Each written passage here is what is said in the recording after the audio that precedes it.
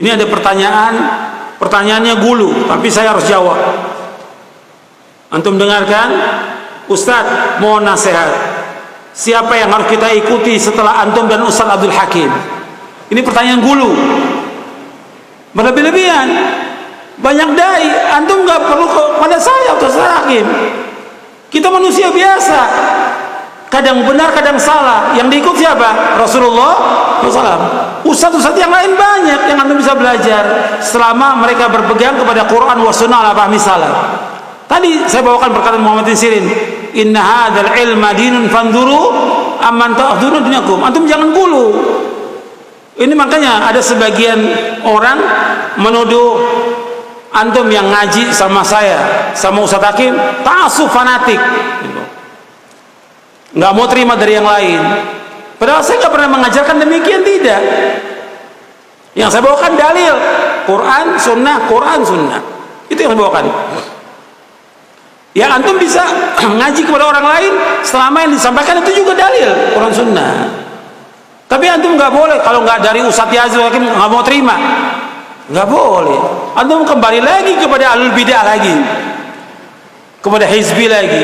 Terima dari siapa aja, selama itu dalil dari Quran dan Sunnah. Itu perhatikan, gulu ini membinasakan. Antum perhatikan, Nabi bersabda SAW, iyyakum wal ghuluwa fid din fa inna ma ahlaka man kana qablakum al ghuluwu fid din. Jauhkan diri kalian dari gulu dalam agama, karena gulu membinasakan orang-orang sebelum kalian. Antum hati-hati. Terjadinya pertama kali kesyirikan yaitu pada umatnya Nabi Nuh alaihi salatu wassalam, yaitu orang-orang solehnya ketika meninggal dibangun kuburannya, dibuat lukisan patung, nggak disembah. Tapi setelah itu, setelah meninggal orang-orang yang membangunnya, datang generasi berikutnya disembah. Itu antum hati-hati.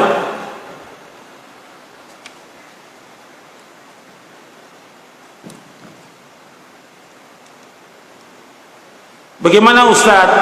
Kita mau berdoa kepada Allah, kita merasa diri kita ini banyak dosa, banyak maksiat, maka kita jadikanlah orang-orang yang soleh yang sudah meninggal dunia yang ada dalam kubur itu sebagai perantara kepada Allah.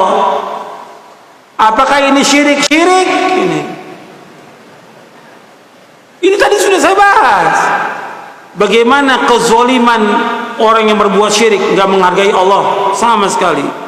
Itu saya bacakan dalam buku Syarah Kitab Tauhid, penjelasan Al-Imam Al-Muqayyim. Kita langsung, Allah menyuruh apa? Pakai perantara tidak. Allah menyuruh apa?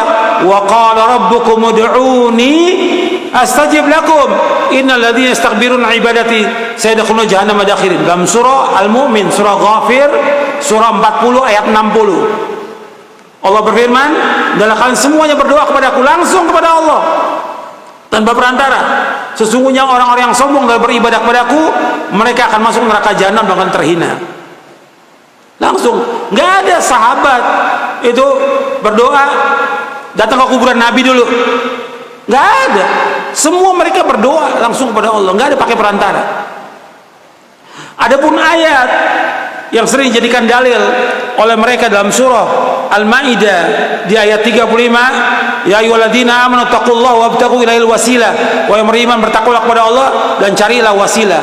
Wasilah yang dimaksud dalam ayat itu melakukan amal-amal soleh yang diridhai Allah, melakukan amal-amal soleh, ketaatan-ketaatan yang mendekatkan diri kepada Allah. Itu maksudnya. Penjelasan para mufassir tentang ayat itu demikian. Antum bisa lihat dalam tafsir At-Tabari, Ibnu Katsir dan yang lainnya. Apakah boleh kita sholat di masjid yang ada kuburannya? Tidak boleh. Kenapa? Nabi menyebutkan dalam hadis yang sahih riwayat Bukhari Muslim, la'anallahu al-yahuda wan nasara ittakhadhu quburan bi masajid. Mudah-mudahan Allah melaknat Yahudi Nasrani karena mereka menjadikan kubur nabi mereka sebagai apa? Sebagai berhala, sebagai tempat ibadah. Mereka menjadikan kubur nabi mereka sebagai masjid, tempat ibadah. Aku larang kalian. Maka Nabi berdoa di akhir ayatnya, Allahumma la taj'al qabri wathanan yu'bad. Ya Allah, jangan kau jadikan kuburanku sebagai berhala yang disembah. Makanya para ulama mengatakan tidak boleh kita sholat di masjid yang ada kuburannya. Saya jelaskan di buku Syarah Aqidah Ahlussunnah wal Jamaah, itu bisa lihat. Nggak boleh. Dan Nabi juga melarang dalam hadis yang sahih riwayat Muslim, la tusallu ilal kubur wa la tajlisu 'alaiha. Jangan kalian sholat menghadap kubur dan jangan kalian duduk di atas kubur. Nggak boleh. Hukumnya haram. Hadis yang sahih Muslim. Saya pikir cukup sampai di sini kajian kita karena sudah masuk waktu zuhur. Mudah-mudahan apa yang saya sampaikan bermanfaat untuk saya dan untuk antum sekalian. Kurang lebihnya saya mohon maaf, dan mudah-mudahan kajian ini bermanfaat dan terus dikaji materi yang seperti ini, dan antum baca bukunya, baca, ulangi lagi, tamat, ulangi lagi, agar antum paham, supaya betul-betul mengakar kalimat la ilaha illallah dalam hati kita dan keyakinan kita bertambah.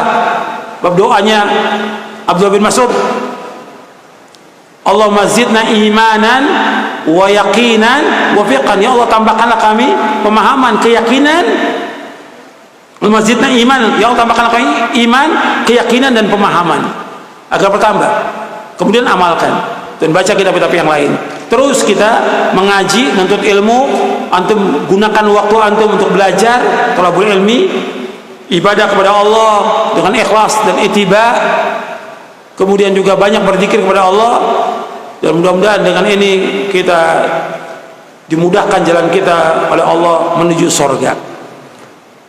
Mudah-mudahan kajian kita mendapatkan manfaat, diberkahi oleh Allah, dan juga kita istiqomah di atas Quran wa sunnah fahmi salaf.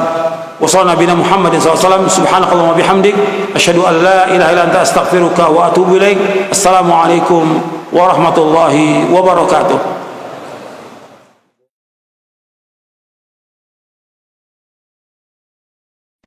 Allah